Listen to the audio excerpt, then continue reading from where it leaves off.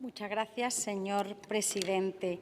La transición energética es probablemente el mayor reto al que se enfrenta este Gobierno, el mayor reto junto con la gestión del agua, o más bien de la escasez del agua. La subida alarmante de los precios de la energía, debido a la escasez, a los conflictos internacionales y también al propio modelo de gestión, y la necesidad de hacer frente al cambio climático nos están indicando el camino, un camino que hay que empezar a andar y hay que hacerlo ya.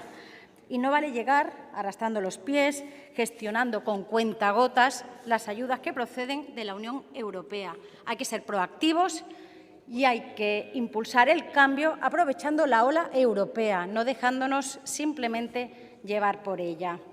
Miren, un Gobierno con mayoría absoluta, que no depende de fuerzas negacionistas, que lo único que piensan es volver a las nucleares, como si eso fuera posible, que no lo es, pues tiene todas las herramientas para hacerlo. La mayoría absoluta permite disponer de todas las herramientas para acometer la transición energética con decisión. No solo tienen las herramientas, tienen los recursos. Nunca ha habido tanto dinero procedente de la Unión Europea para hacer frente a un reto como este. Tenemos desde la experiencia piloto que se financian con Powerty, los nuevos fondos del marco financiero plurianual 2021-2027, etcétera. De hecho, para el ejercicio próximo, en el proyecto de presupuestos, aparecen consignados solo en el capítulo 7 203 millones de euros para la transición energética. Pero miren, vamos tarde, vamos muy tarde. Los datos vergonzantes de ejecución del presupuesto de la Agencia Andaluza de la Energía lo demuestran. Un 5% gastado únicamente de un presupuesto muy abultado. Tan abultado que se vio incrementado de golpe en casi 400 millones de euros con respecto a la primera previsión del proyecto de presupuestos de 2021. Es verdad que aquí el consejero diría que no es un 5%, que se están tramitando ayudas por valor de un 30%, aún así sigue pareciendo igual de sonrojante que con la que nos está cayendo únicamente seamos capaces de gestionar fondos por el 30% de las ayudas. Y es que la pobreza energética se está cebando con los hogares andaluces. Cada vez es más difícil pagar el recibo de la luz.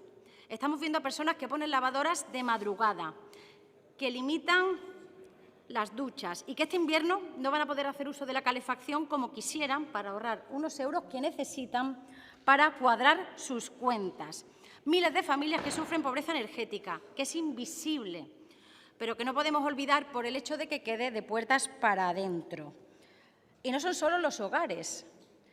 Nuestras empresas, en su mayoría pequeñas y medianas empresas, gestionadas muchas veces por autónomos, que nos dicen que no pueden pagar las facturas de la luz a final de mes y que están viendo cómo sus negocios se ahogan.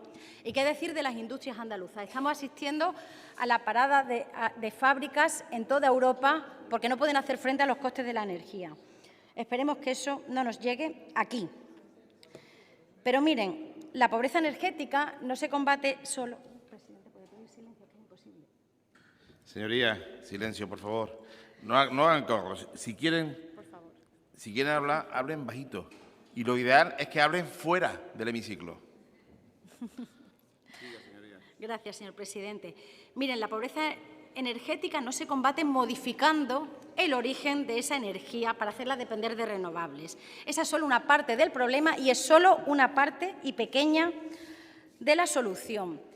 Y es aquí donde tenemos el principal problema con la acción que está desempeñando el Gobierno de la Junta de Andalucía. Para el Grupo Popular, para el Gobierno de la Junta, la transición energética solo supone el cambio en el tipo de combustible, de fósiles a renovables y sostenibles. Sin embargo, necesitamos un cambio en la gestión del sector y en la relación entre todos sus integrantes. Hay que pasar de un modelo centralizado, con grandes centros de generación de electricidad en manos de muy pocas compañías y con unos usuarios que solo son pasivos, que se limitan a recibir la factura y a pagarla y no tienen ninguna capacidad de intervención. Hay que pasar, decía, a un sistema distribuido, con miles de centros de generación próximos a los centros de consumo y con una participación activa de la ciudadanía.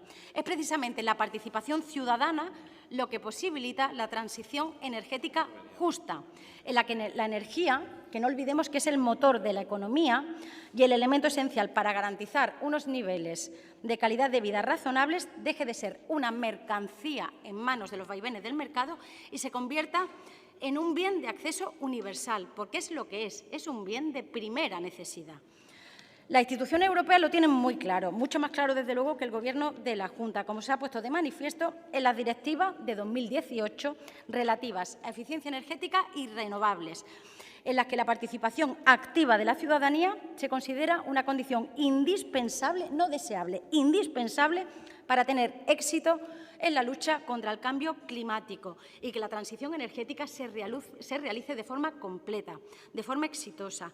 Miren, nos llevan marcando el camino la institución europea, decía, desde 2018, incentivando, por ejemplo, comunidades energéticas que entienden que la participación ciudadana es imprescindible. Y, sin embargo, ahora nos vamos a los números que nos da el Ministerio para la Transición Ecológica y el Reto Demográfico, que nos dice que únicamente el 9% de las iniciativas aprobadas son de nuestra comunidad, cuando tenemos mayor peso en población, en territorio y, sin duda, mejores condiciones climáticas. Y en esto solo hay un responsable ahora mismo y es el Gobierno de la Junta de Andalucía. Y por eso presentamos esta moción aquí, una moción destinada a impulsar la actividad del Gobierno para que se mueva en el sentido que ya están marcando las instituciones europeas y que además están financiando, para conseguir una transición energética que nos permita luchar contra el cambio climático, por supuesto que sí, pero además, y muy importante, abaratar los costes, democratizando el acceso y corresponsabilizando, y esto también es importante, a la ciudadanía en la utilización racional de los recursos. La moción consta de 20 puntos. Solo uno fue inadmitido por la mesa y son todos puntos de sentido común, que apuntan además en la línea marcada por los distintos fondos europeos y por las declaraciones que el mismo consejero ha hecho en este pleno o en la Comisión de Industria desde el primer día de mandato. Algunos de estos puntos van destinados a hacer más fácil la solicitud de ayuda, que saben sus señorías que no es nada fácil, como informando a la ciudadanía, implicando más activamente a los ayuntamientos sobre cómo iniciar el camino para constituir comunidades energéticas, que nos guste o no, es el futuro, agilizando una tramitación que ahora mismo es complicada y aumentando los recursos humanos de la agencia para poder hacerlo así. Quiero detenerme en esto de agilizando la tramitación porque el Gobierno de la simplificación administrativa no lo pone nada fácil a la hora de solicitar ayudas que permiten a la ciudadanía transitar hacia ese modelo, les decía.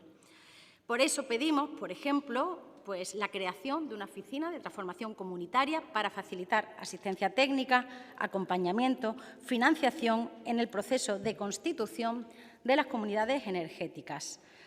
Capítulo aparte merece, y no podíamos dejar de mencionarlo, los cortes de luz. Hay que establecer mesas de seguimiento donde se produzcan de manera reiterada y todavía no se hayan constituido. Y además hay que publicar en la red, en la web, las incidencias en el suministro. ¿Por qué? Porque queremos asegurarnos, esa transparencia permite hacer seguimiento a esa labor de inspección y control sobre las empresas suministradoras de energía que nos parece que a día de hoy no se está ejerciendo. Por eso, es fundamental reforzar el control que se ejerce sobre estas empresas, obligándoles a reflejar en tiempo determinado y en la factura la existencia de paneles fotovoltaicos.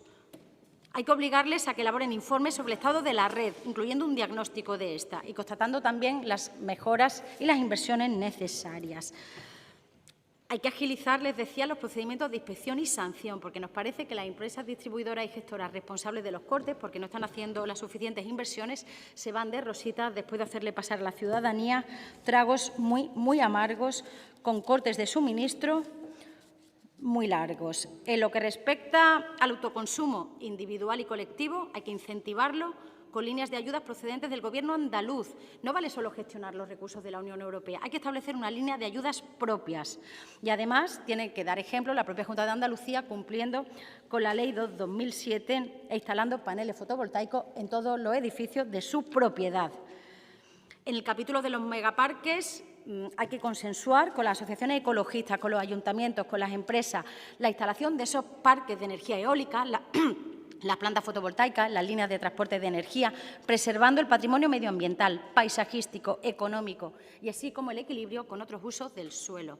En definitiva, señorías, son medidas de sentido común que va a ser muy difícil explicar que no se apoyen. Muchas gracias.